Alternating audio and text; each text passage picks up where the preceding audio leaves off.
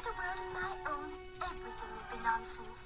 Nothing would be what it is, because everything would be what it isn't. And contrariwise, what it is, it wouldn't be. And what it wouldn't be, it would. You see, everything is so confusing. It is not. Well, it is to me. Why? Well, I can't remember things as I used to, and Hello, my excited acolytes. You are joining us on a journey of the mundane, majestic, and macabre.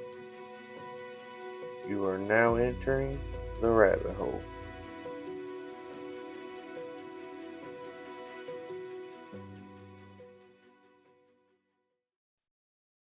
Alrighty, folks, welcome back to another episode of the Rabbit Hole. As always, you've got your lovable host, G, and my companion here in the funness. How you doing today, Bebop? Doing good. I'm doing good. That's good to hear, man. So, today I've got a little passion project of my own. Okay. That's what today's episode was. I wasn't feeling nothing else, so I decided to basically go for something I know. Okay. Today we're going to be shining a little light, or a little spotlight, on a man who has touched almost every aspect of pop culture from the pages of a book. The king of horror himself, Stephen King. Oh, okay. Stephen King. So, like I like to do on most episodes, let's let the folks know, what's your base knowledge of King? I would say my knowledge, very basic. As far as I couldn't tell you his life story, but I know he's responsible for a lot of literature, books that have inspired some movies, and he's mainly kind of, I would say, focused on like the thriller, horror genre, maybe, so to speak. But beyond that, I really don't know a whole lot. So I'm looking forward to hearing what you have, maybe learning something today. Very dope, man. Okay, well, let's start. Every story has a beginning, so one about an author, let's start there. On September 21st, 1947, King was born to a Donald and Nellie King in Portland, Maine. He has authored like over at least 73 novels, many becoming like books and graphic novels. And when I tell you this man has touched everything in pop culture, dude, they're making comic books about King work. I see. I didn't know that. Like the Dark Tower series and stuff. I've got to show you some of this stuff when we're off air and everything, because King has he's got his own cinematic universe. Wow. Yeah. Okay. But like I said, we're gonna start at the beginning. King's father was a traveling vacuum salesman. That tells you of the times. Yes. Traveling vacuum salesman. That is awesome. Imagine having to do that for a living. You're going door to door just seeing who will buy a vacuum. Must suck. Get it? Believe it or not, 2 years back, I had a group come to the door selling vacuums. No way. I shit you not. I don't recall ever seeing that. But oh man, they still do that. I let them have their spiel for about an hour. Oh no. And then I kept them hostage for like 2, telling them about how Bigfoot's an alien. So just know, Jehovah's Witness, any people that's doing, I'll let you do your spiel, but after you talk, I get to talk. Not even subject related. No, we're just here to have a conversation with you. So, Pop's he's a traveling salesman. Okay. And this is 1947. Well, after a couple years, Pops goes to get a pack of cigarettes and never comes back. Legitimately, he leaves to go get a pack of cigarettes and never comes back. So he did that in 1947. Yeah. How old was Stephen King? I know you said, wait. Stephen King was born in 1947. Oh. I didn't get it was still a young age when Stephen's father left. I didn't get an exact age off of that. Okay. But he really did. He pulled the I'm going out for cigarettes, and And Dipped. yeah, and this is 19. He may have been the originator, or of I'm going to go get a pack of cigarettes and I'm out. This shit has lore. Oh, Stephen King has a backstory, bub. Father's leaving. Wow. Oh Well, God. that's unfortunate. Well, yeah. Well, it left King's mother to look after him and his older brother David.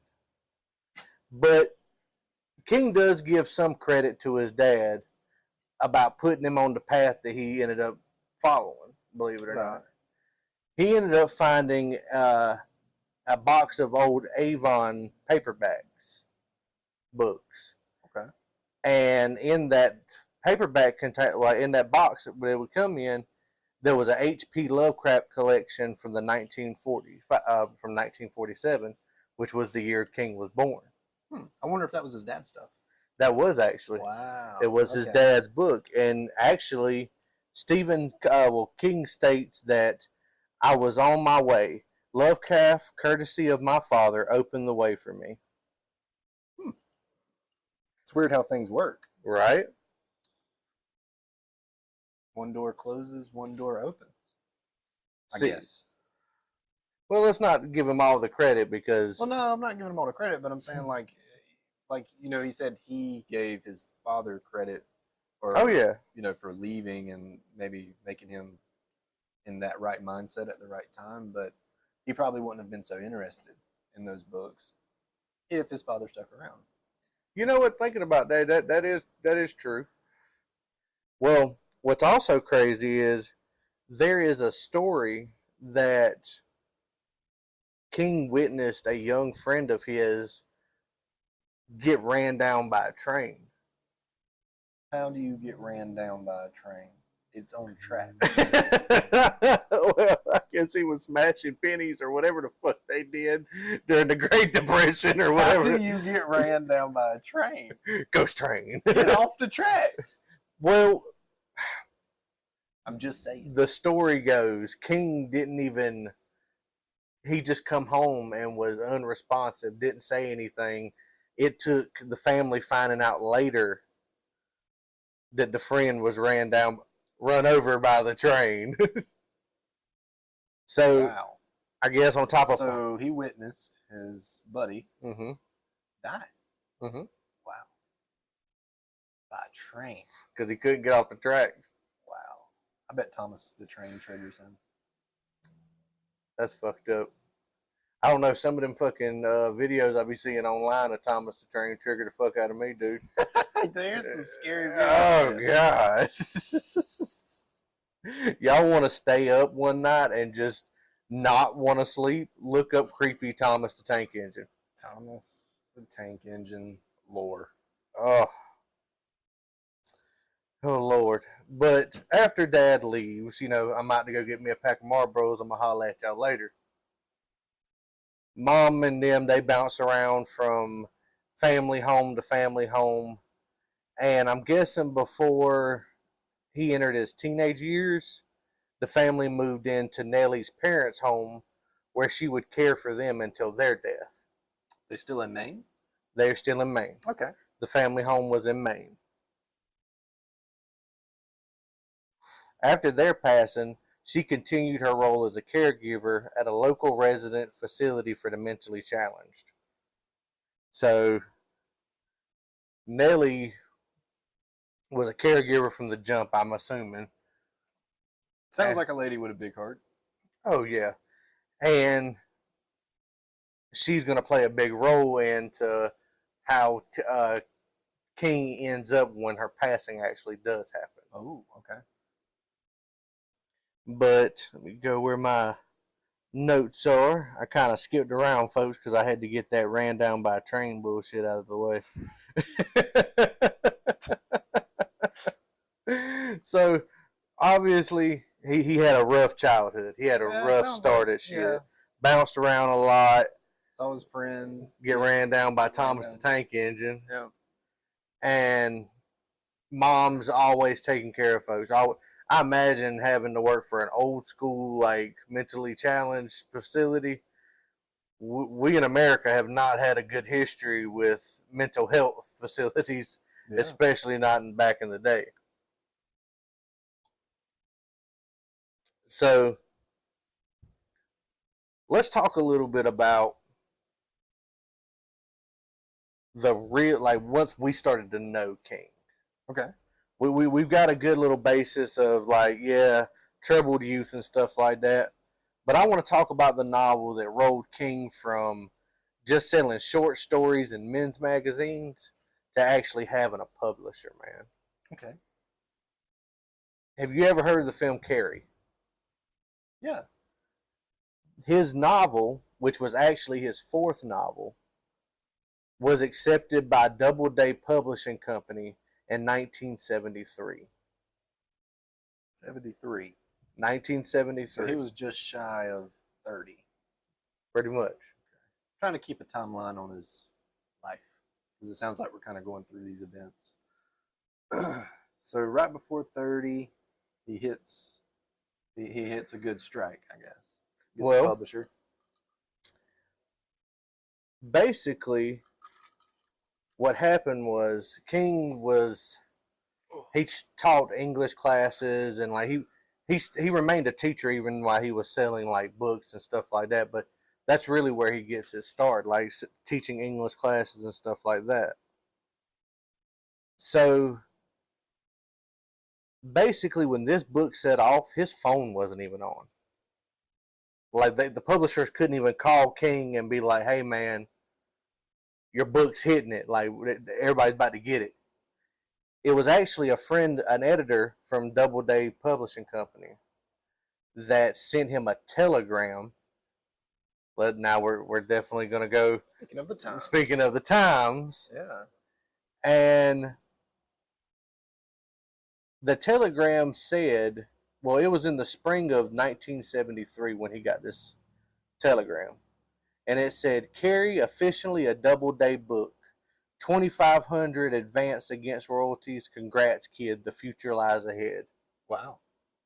That's great news. Right? He finally got him a book into publishing. Like he's no longer selling book like short stories to porno mags. Which As an author, I would imagine that's probably the best phone call or telegraph that you could get. I imagine. I mean, something he's passionate about. I know he's teaching and stuff, but obviously he has a little bit more that he wants to get out of life. Which, like I said, Carrie was his fourth novel. That was just the first one to ever like get a publishing. Now, like okay, so that being his fourth novel, the first one to take off. Now, his other three, were they ever take off, or did they just fall off? They're not very popular stories. They just didn't hit. You end up getting once there's traction, everybody wants a piece of every bit of the story. Yeah, everybody. There's definitely some readers. I'm gonna throw out his name specifically. Stephen King readers, that probably just read all of his work because they like his work. They want to or collect. Collect all of his books and stuff. Most definitely. And you won't believe what the King of the Spookies done with his first royalty check. You'll get a kick out of this yourself, man. He didn't buy a vacuum, did he? He did not buy a vacuum. Fuck you, Dad. Oh.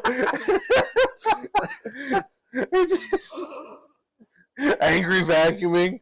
No one ever smokes cigarettes. Oh. No, he actually bought a brand spanky ass new Ford Pinto. Hell yeah. Oh. That is awesome. Ford Pinto's a bad car, man. He bought a brand new 1973 Ford Pinto. Right on.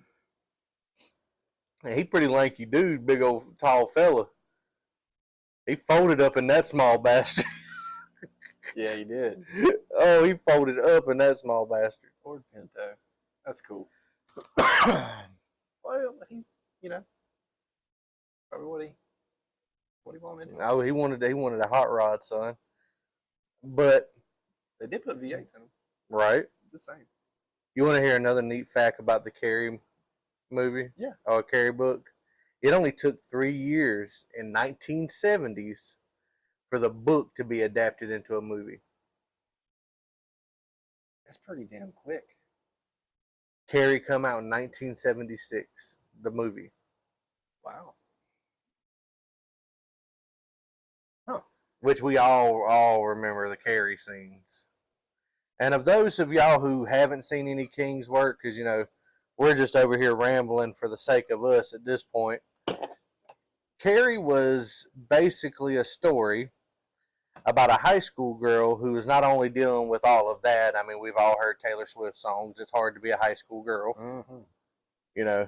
I wouldn't know, but I mean, I don't fucking know, but all the songs make you sound shitty. So, not only dealing with that, she's got this crazy abusive mom.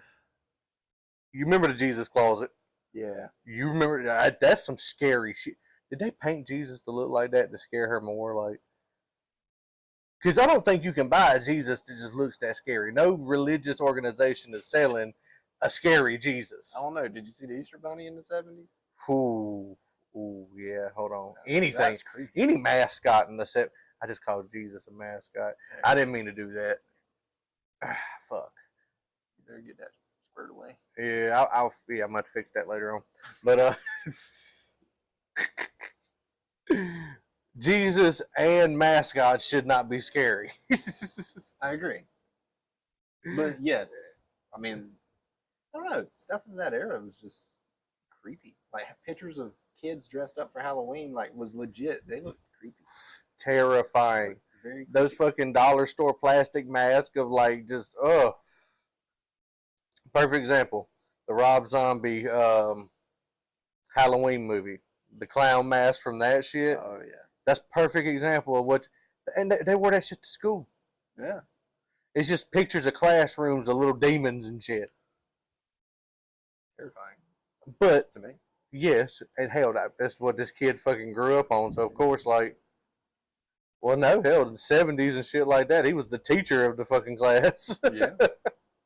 Yeah, he was teaching. Got him a new Ford Pinto. That's a And bad. then, so you said within 6 or 3 years they made the movie. It'd be 3 years. 3 years. So, wow. I'm sure once that movie greenlit, he was really excited. Oh, most definitely. And that dude. Now, sorry, I Oh, don't go want ahead. to cut you off, but in the making of the film, like I'm gonna go film for film. I know there's other movies that are inspired by his work. Did he work with like the directors and producers to make it how he wanted it, or at least give them his input, or did they just make their own creation or their interpretation of his work? Well, with Carrie being the start of the cinematic universe and shit like that, it was people taking adaptations Okay. of the books. And you've got books that King didn't enjoy. Well, not enjoy, but movies that King did not enjoy. My two favorite ones that really was my start, like my dive into Stephen King, was It and The Shining. And he cares for neither one of those movies. Really? He cares for neither one of them. No, I haven't. I've watched those movies, but I haven't read those books. Does he say why he doesn't like them? Are they not really hitting? Like it's not very close to the book, maybe. Well, I mean, why wouldn't he like it? he didn't like Jack Nicholson. Okay, so he's he takes it personal.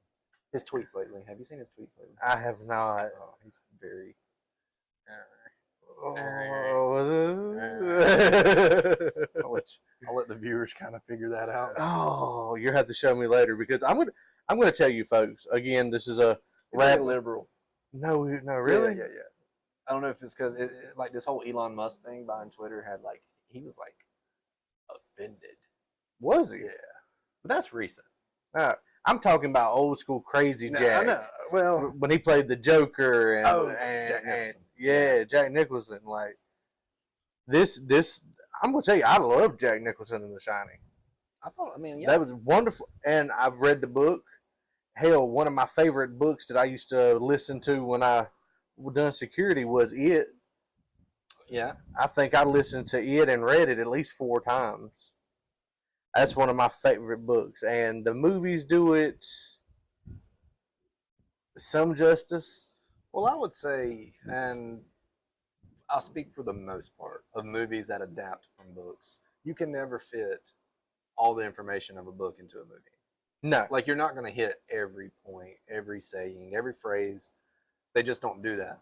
So you definitely get more of an experience for the long run by reading the book, I would say. Which one book that I would love to see a movie, and if there's a movie out there already adapted from it, but I don't see how they really could do this book any justice, but I'd love to see it on film. It's called The Stand by Stephen King. It post-apocalyptic religious background with it. It's so good.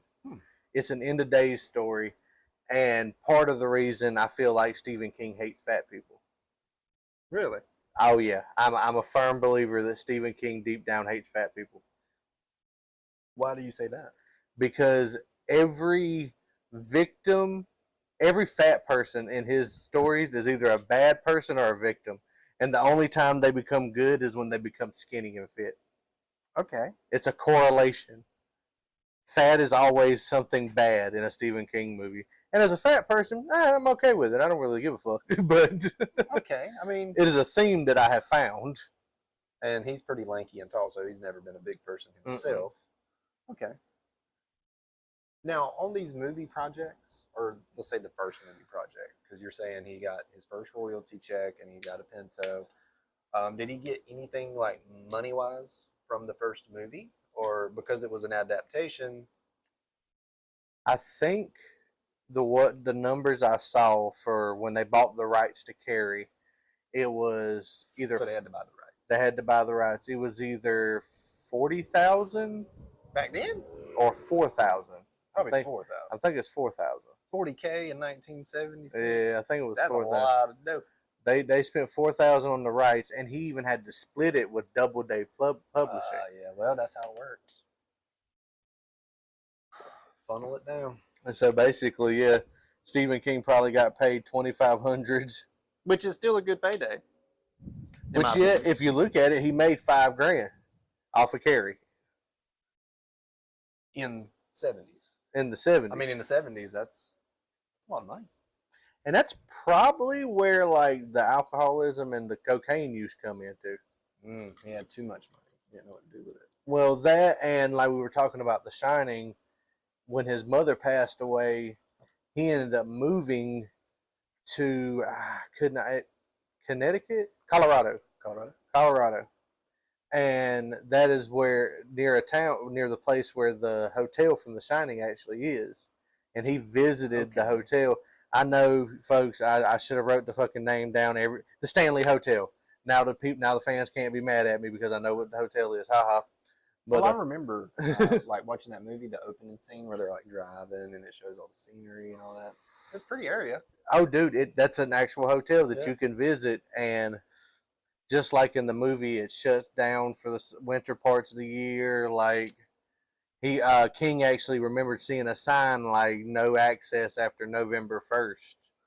Wow. And his family actually stayed there in October, so the place was empty. And like, oh, I bet you it was awesome seeing it, especially back in the day, because folks it wasn't as easily accessible. So basically, October you had that bitch by yourself. Wow. I'd be kind of creeped out. Would you? Yeah, I'd be kind of creeped out. Dude, I really feel Really, any building. Well, because we live in this area, like we got, I would say primarily Georgetown and Conway, with these old buildings. Anything that's that old gives me that vibe. Like it might be haunted. See, I'd go. No. I mean, I know you enjoy that stuff, and I do too, to a certain extent. But I always get that vibe. Like, I can't help but wonder, like, who in the past 100, 150 years, however long the building's been up, how many people have been through there, who's all actually stepped foot in that building. That's where my mind goes. Oh man, and yeah, I do enjoy spooky shit a little bit more than I should. Well. But to be honest with you, and here's another little Florida peanut backstory for your host here. The reason y'all are gonna hear so much spooky shit and all that other stuff is, believe it or not, your infallible host here used to be scared of every fucking thing. Yeah. Everything. My partner here can vouch for it. Scary movies, Yeah. anything that went bump in the night, I was terrified. And just like trying to get a youngin' to quit smoking, I smoked the whole fucking pack one summer. Yeah. I spent it just watching spooky shit, trying to break the shit down, and I got Yeah, into you fell into it pretty deep. I mean, we would talk about stuff, and you would tell me, you know, the stuff that you learned about these movies, and I could tell, even to this day, that you're still interested in it. You still got passion in it, and I find it interesting. Oh I really man, do. I mean, I do, just not as much as you. oh man. I mean, you're passionate, That's yeah, and that's cool. I'm a little over when I like something. I really like something. I'm a Yeah. little overzealous. It's okay. So we're gonna pull y'all back out of the rabbit hole of my little backstory and tangent. But Tangent over. oh, y'all got a good tickle out of me, big old fella, big old kid, and I was scared of everything. So timeline wise, we're still at what, 76? We are moving on to actually talking about some of his work. Okay. Since you know like you don't really know the titles that he's done or anything like that. No, I mean, I know a couple, basically ones that got movie adaptations. I would probably recognize. Did you know he's not only a horror guy? He actually wrote 2 movies that I know you have seen and I know you enjoy. Shawshank Redemption is actually a Stephen King novel. Really? It really is. I did not know that. You know what else is? The Green Mile. Really?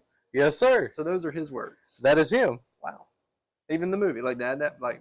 Now again, the adaptations Okay. are the directors and shit's gonna take Just on. making sure. But the base storyline is It's based off of his work. Yep. Wow. No, I did not know that. and I may be wrong, but I think Stand By Me is also his. I may be wrong, folks. Don't. You know what? Yeah, do that. If I'm wrong, yell at me in the comments. I don't care. So, but his story. Okay, my favorite. We're gonna go back to my favorite. It. Okay. I adore the original movie. I don't know if that's the one you've seen or you've seen the new remakes. I've seen the original one. It has been a while, but I have seen it, and I've seen the 2 new ones, the part 1 and the part 2 that came out. Yeah, I've seen it. Literally, You've seen it. I've seen it. But nah, this story is. It took me 40 hours to listen to this fucker on audiobook. Audiobook. It took me an entire like regular work week to listen to this book. And I've listened to it, like I said, at least 2 or 3 times. Wow. It's the story really gets you hooked about the kids, really. I don't know if how much you remember from it, but following these kids through this story and how they end up. Imagine being a little kid, man, and all the scary shit in town your parents can't see. Now I know like the movie adaptations, they got them as, I'm gonna say, like 10 to 13-year-olds. Is that how they are in the book? Okay. I think they're like the middle school age, basically.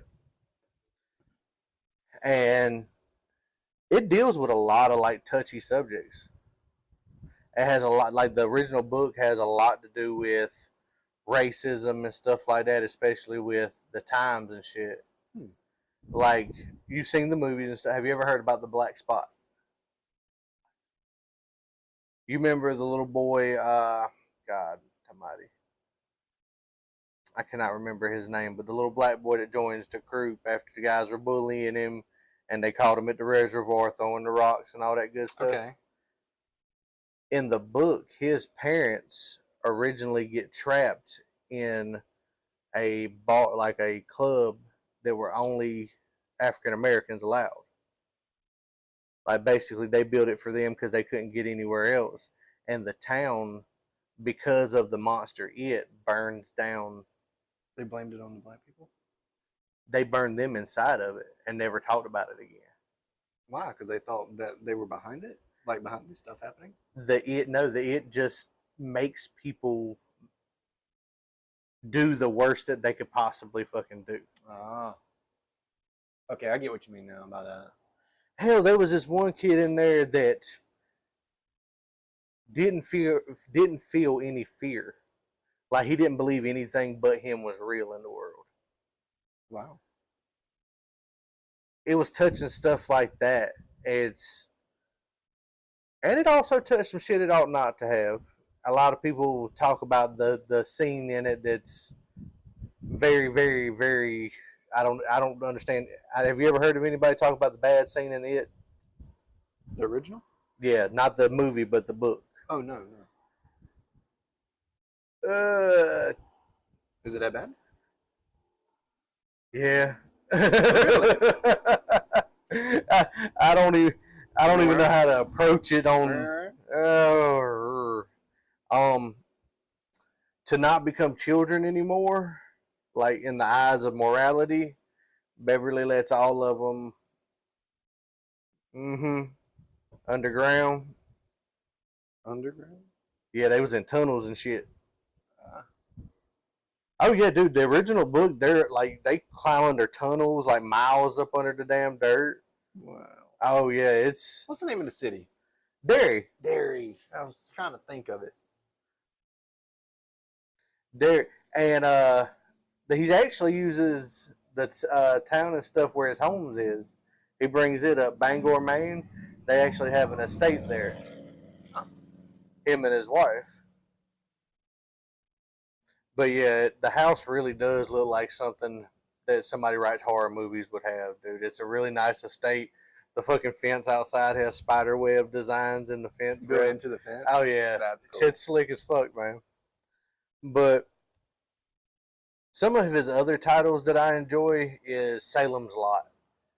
I don't know if you've ever heard of that, but that's basically, he wrote that while teaching Dracula as an English teacher.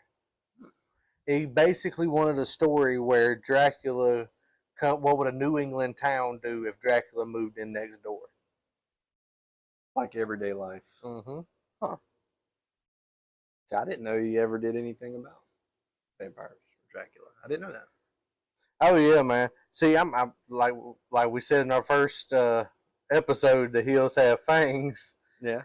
I'm a big vampire buff, but Salem's Lot was really, it treated him like an infestation.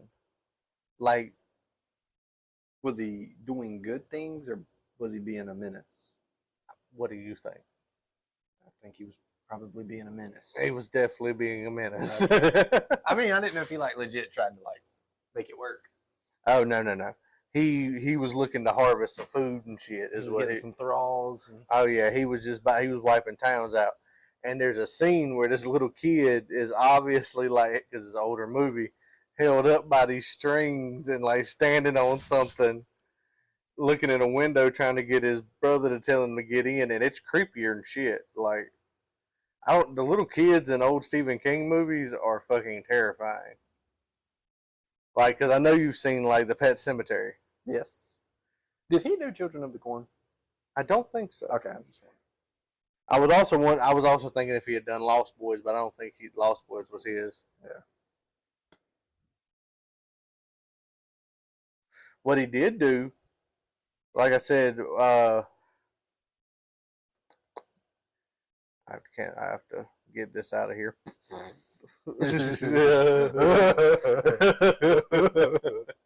I'm gonna cut all this out. What he did do. I hope you don't. What he did do, like I said. What? Jimmy. Or Jimmy, whichever one it was. But what he did do. Damn it, come on. What he did do, though, did though. That's the deal, though. Well, that's the deal, though. What he did do was Pet Cemetery. Okay. And that was one of the movies that I enjoyed so much just because of the one line in the movie. And you've heard me repeat this shit throughout our lives. Well, sometimes dead is better. I've definitely heard you say that multiple times. I've said it to cashiers, random strangers. Like that. Huh? Like that. Like Yeah. Oh, yeah. Just like that. Yeah. Oh, yeah. Sometimes Sometimes dead is better. that is better. It's better. And actually, believe it or not, folks, this goofy personality has not always been well trained. I often put my foot in my mouth, and I've been doing that since a young age. I remember a time. You remember the brown, long-haired dog that Pa had? Pa had? It looked like a border collie, and Pa had it. I Well, remember the boxer and I remember Flash. well, this dog ended up running out in the woods and dying, and we found it. Yes. No, I do remember that. She was at near like the swamp. In the little swamp area, yeah. Yes. Louise. Well, I was there when Pa went to go pick her up and find her. And you know me, I'm not good with uncomfortable situations at all. And this is very uncomfortable. I said maybe we could find a pet cemetery. And everyone did not laugh.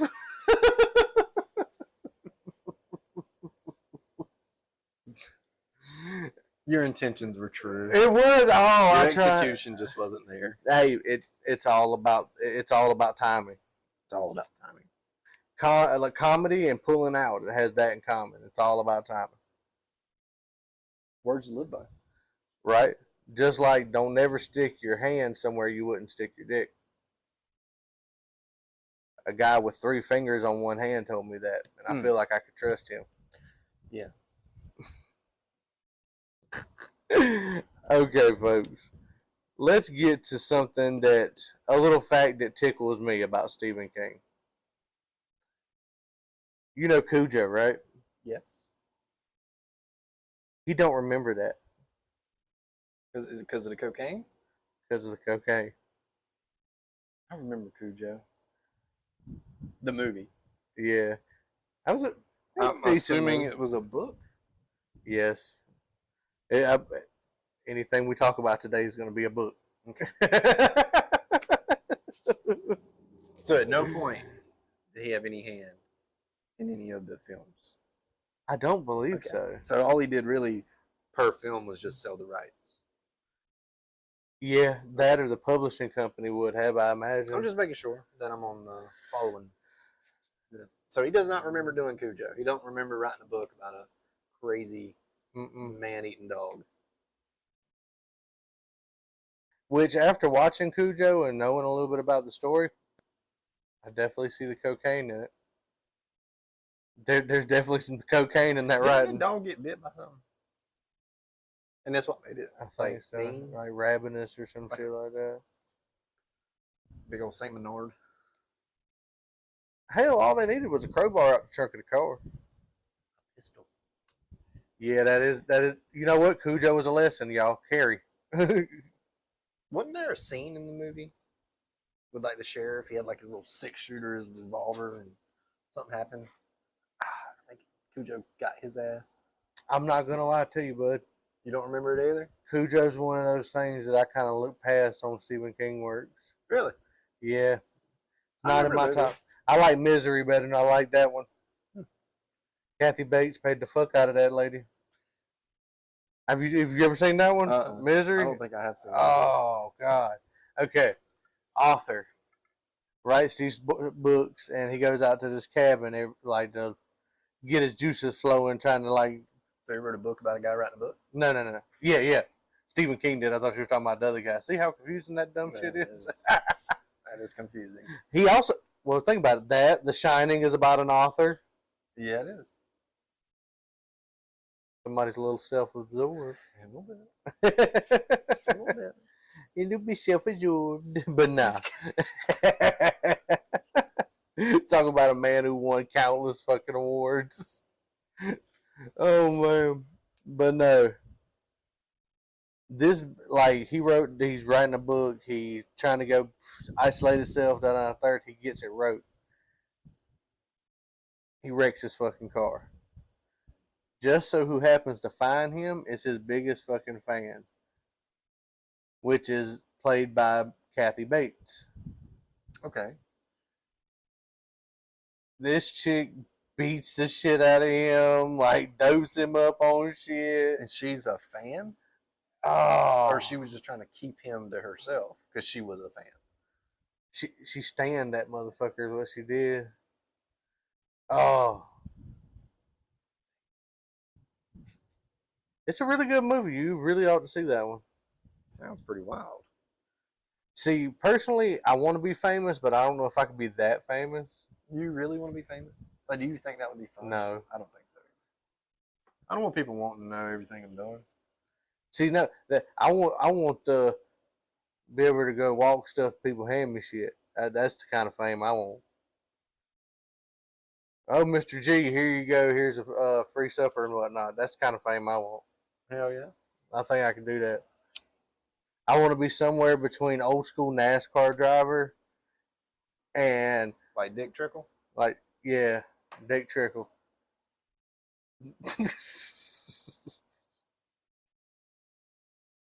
I think he died. Dick Trickle died? He got wrecked. So you telling me Dick Trickle got stiff? Yeah, rigor mortis kicked in.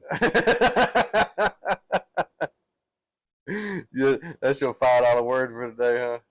Yeah. Rigor mortis. Big one. Oh shit. Where were we on fucking Stephen King and not Dick The Trickle? author got snatched up by his fan. She beat the shit out of him, basically stanned him. And then we went on a tangent. Oh yeah. So he keeps trying to get away and shit, and there's this scene where she fucks his damn feet up, son. Like she breaks all the damn bones in them and all that. God. Whack! Bottom of his footsies. Because she don't want him to like run away. Yeah. Wow. Dude. Crazy. Yes. I like calling the book "Misery Loves Company." Get it? Yeah, I like that. Misery loves company. There you go, Stephen King. Damn sure does. I'm punny. Send G a check. Yeah, Misery Loves Company. I figured it all out. So, I talked about Salem's Lot. I've talked about Cujo. Hell, I've talked about Misery. Now, you said you knew Shawshank and the Green Mile pretty good, right? Just like the original It. It's been a while, Been a while. but I know what you're talking about. So, those movies turned out you don't even associate them with Stephen King, like just like you did. You had no idea. I know, dude. That's how versatile this dude wrote under pseudonyms and fake names just to see if he can still have it. Like if I can get the same amount of popular like people wanting to read these books under a different name and they not even know who King is. So he's like completed the game and he's doing side quests. Oh, son is taking laps around other authors. Wow. But I will say he's one of the most popular authors. Yeah. On top of all, I mean, as far as distinguished, I mean, he's been around for years. He is up there. I would say the most popular author. I guess depending on who you ask. You know, Yeah, truthfully. he's done a lot. More than, I mean, I'm learning today more than I thought. And dude, it's not even like I don't want to make the point of it. All the dude does is make like creepy stuff that people can make movies out of. He's also involved into like, he's also very involved in charitable. He and his wife have the Stephen and Tabitha King Foundation. It is a private non-profit strengthening. What? Right, folks? I might be leaving this shit in. Oh my god. You might as well give them the raw experience. Oh man. The full combo. Look. What's their foundation do? Sell vacuums? No. It is a private nonprofit. Dad. They fuck you, Dad. Every time, look, that's Stephen King's fucking true nightmare. Vacuums and cigarettes. That's the scariest fucking combination of that man. That's funny. Oh shit! But no, it promotes strengthening and supporting communities with projects in the arts and education, along with healthcare and conservation. So in Maine, they do a lot of like cleanup projects, stuff found like funding hospital equipment, all kinds of shit. It's cool. Like he's very committed to making his little part of the globe the best it could be. It's good. And you really wouldn't expect that out of a guy who writes spooky shit all At the what time. point did he stop doing the cocaine, or is he still doing it? No, he's no longer doing the cocaine. I don't think he even drinks anymore. Oh, okay. You can tell he's done cocaine. You can look at him, and Stephen King is not a very attractive man. He kind of looks like something Stephen King. He looks like a Stephen King character. He really looks like a character out of one of his novels. Now, we're going to be rounding off here in a little bit, but I saved a special little tidbit of information just for you. Okay. And when I learned this, I have not read the book. Okay. I have just recently found out about the book, but I feel like you would get the most out of this information. There's a Stephen King novel. I think it's called The Pupil or something like that. If I'm wrong, folks, tell me I'm wrong. If not, me and him will figure it out at a later date. You're wrong. But it is about a guy who starts knowing I don't know how he gets to know the old man, but he finds out the old man used to be a Nazi. Oh shit. And he starts asking questions and start wanting to know stories and all this other shit. And somehow it devolves to him making the old man under duress, like dress up and act out shit for him and all kinds of shit. Like play Nazi? Like Yeah.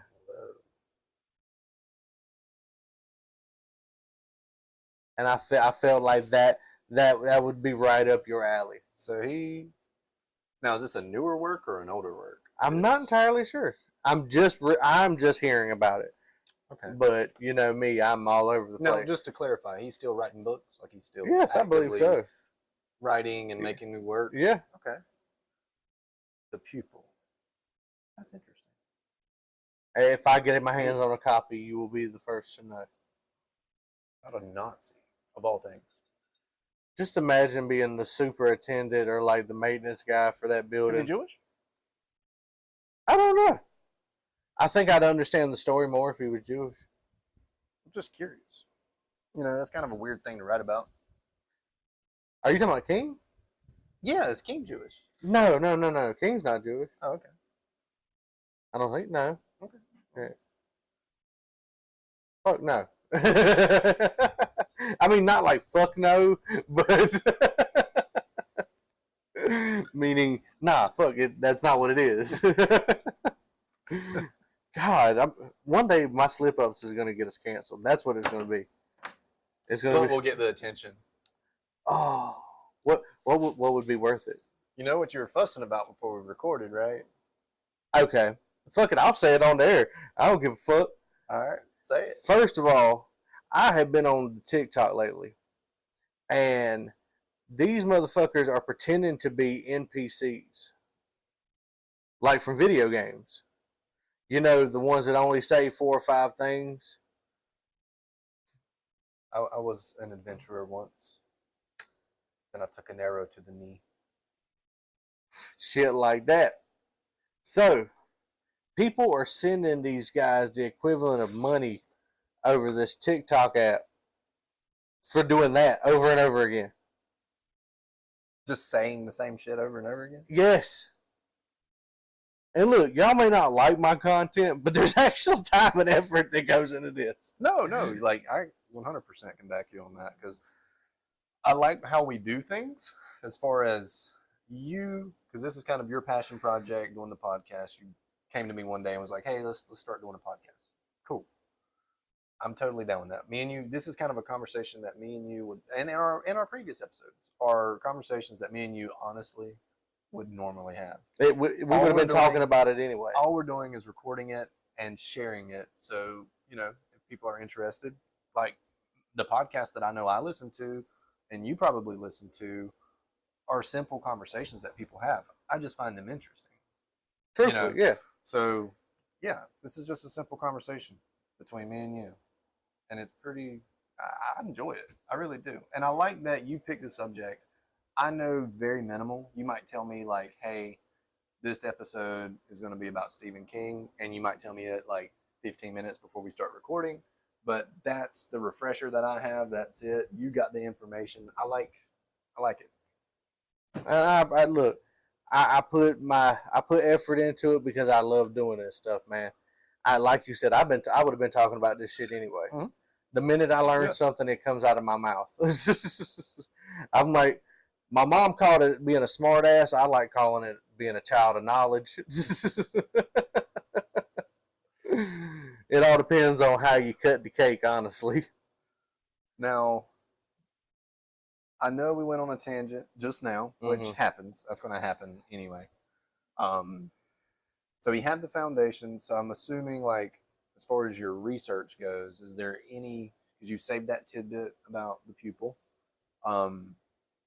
is there any, like, anything else as far as, how old is he now? You said 46. When was he born? He was born 47? Lord. Yeah, 47. 47. So he's getting up there. Oh, yeah. I'm not saying he's, you know, I don't want to hack nobody for their age. I'm getting older by the day, but. You wasn't born in no damn 47. I'm literally 50 years younger than him. You're 50 years younger than Stephen King. He is 76. Look at you with your math. And they say Horry County didn't have good school systems. Shit, he's come at his finest. What? Yeah, middle school. Shit. Yeah, come on now. That's probably because I left during middle school. Yeah. Left, they put up the big old reward sign. Oh yeah, they was happy as hell. But I came back, bitches. But He's back. Oh man. But I want to start closing this up by asking you a question. We've talked about horror movies, we talked about the books and stuff like that. What was it that gave little BB his nightmares? Ooh. Little BB. I definitely had some nightmares. You'll get a kick out of this one because I lived it. You saw it, you know, weekend to weekend. But I was terrorized by the sock man. The sock man. We have covered the sock man. That's mental warfare at its finest. Oh yeah. And you know, if anything went bump in the night. Now, granted, I lived in a house that had 2 cats. So if anything went bump in the night, which was recently, a cat, yeah. Spooked me, man. Spooked me. So Sockman was. I mean, I would say Sockman is a core, like from a young age, something that's haunted me, that scared me, like Monster Under the Bed kind of shit. Like Sockman's in the house somewhere.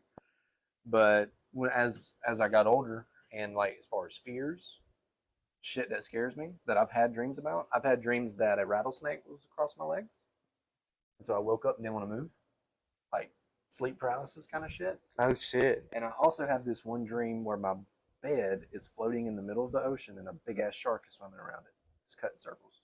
Yeah, sharks do give you the willies. Sharks scare the hell out of me. But I know where that comes from. I know where that fear actually started.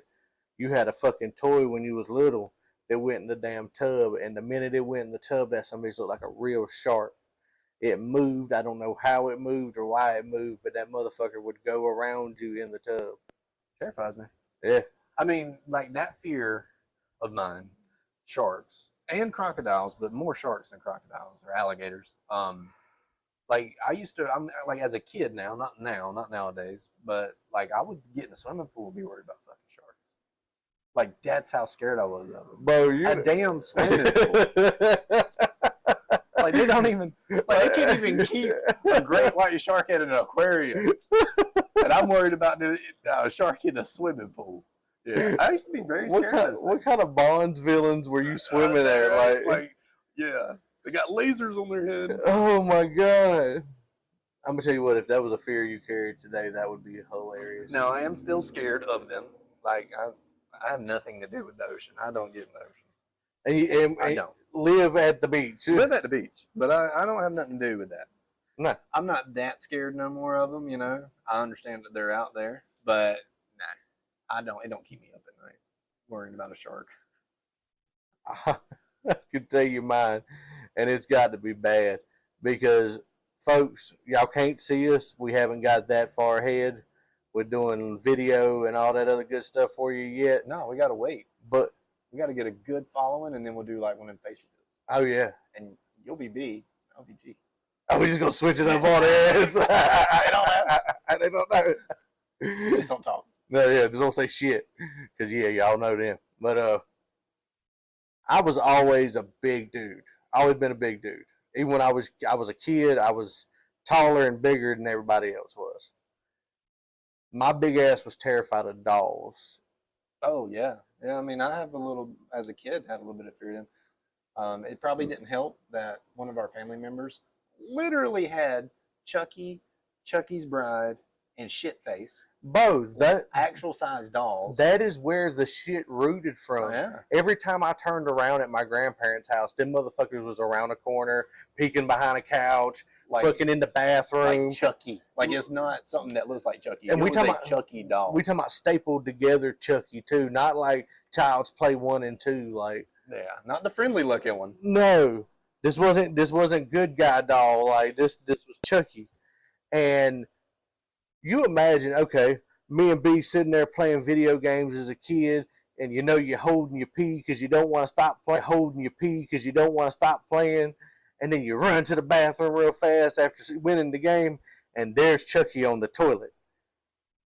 What do? What does a little fat kid do in that situation? You piss yourself. Oh God! Don't tell nobody. Whoops. But nah, that shit freaked the fuck to the point. I actually went into like tried to figure out the science of it, like why it freaked me out so bad. Because it's a mimic. And it's a caveman thing. Mm-hmm. There's something in your brain makes you afraid of things that look human that aren't human. Yeah, absolutely.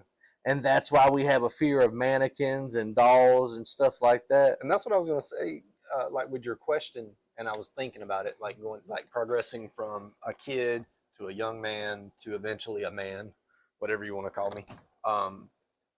You know, A horse's ass. the fear is still there, like with sharks, whatever. I used to be really scared of spiders too, but as a plumber and crawling up under enough houses, I have overcome that You fear. smoked a whole pack of cigarettes. Anyways, it's the fear's still there, right? Like there's still a little uneasy, like around those fears. But as you get older, you're more apt to face your fears, and it's more like violence. Like if as a grown man, if I walked in that bathroom and Chucky was on the seat, I would still go piss, but I'm punching him off the seat. Oh, bro, Like I'm not just picking him up and moving him. I'm gonna slap him off the seat. I'm gonna tell you right now. I had to learn that, especially as, like I said, a bigger kid. I couldn't run away from shit. Y'all little fast ones could run and duck up under and hide on some shit. Nah, if you smaller than me, oh, you better be packing some fucking force because we about to rug and tussle, son. Ain't no way you're not about to get it for free. Ain't that's the motto now. Anything that scares Jordy, you're not gonna get it for free. Which is not good to, I'm gonna say like be scared all the time, of course. It's not good. But I do think it's like part of being human, Oh yeah, having a fear. Whether it be like going to the doctors or a surgery or something. Like everybody has that anxious, I'm not gonna say anxiety, I feel like that's an overused word. that but, really is. they get that unsettling feeling that just think that's natural. Oh, like I said, a lot of our fears root from like shit that we were taught over time to be scared of. Yeah. Like, you know, the stove's hot, so you're not gonna fucking touch the stove. Return the slab. Yep. That was scarier than any Stephen King novel when I was a kid. That episode of Courage the Cowardly Dog, when that song was Return the Slab. But now you go to the beach and you see about 7 motherfuckers that look just like that holding up a cardboard box talking about, give me $1. Mm-hmm. Like, It's funny how that works. Right? Like, you know, young, vulnerable, you overcome certain fears, some fears you just can't. It's interesting. It's life. You're getting all philosophical here. Oh, son. And fear is one of those things that is so primal. Oh, yeah, that's natural. It's really your body telling you that you are in danger. That is really what fear is. Now, some people's meters is all fucked up, but you hear a bump in the night, that's the same thing as an animal hearing somebody step on a sticker or something like that out in the woods at night. Alert. You're gonna like perk up, and that's where you get fight or flight.